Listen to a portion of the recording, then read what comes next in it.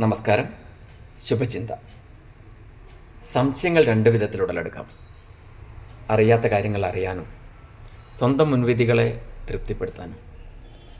അടിസ്ഥാനരഹിതമായ സംശയങ്ങൾ അവിശ്വാസത്തിലുള്ള വാതിൽ തുറക്കും.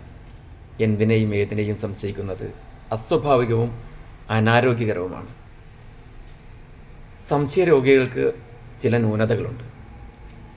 അവർ ഒന്നിനോടും ആത്മബന്ധം പുലർത്താറില്ല. എല്ലാറ്റിനെയും വ്യാഖ്യാനിച്ച് വ്യാകുലപ്പെടാറാണ് പതിവ്.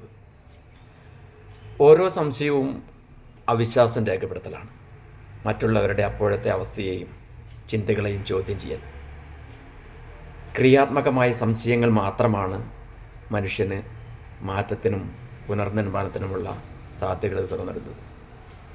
ഓർക്കുക, അനാവശ്യമായ സംശയങ്ങൾ ഒരാളുടെ വ്യക്തിത്വത്തോടുള്ള അനാദരവാണ്. സംശയാതീതമായി ജീവിക്കാൻ കഴിയുക എന്നുള്ളത് തന്നെയാണ് എപ്പോഴും തെളിമയുള്ള ജീവിതത്തിന് അടിസ്ഥാനം. എവർക്കും ശുഭദിനം നേരുന്നു. നമസ്കാരം.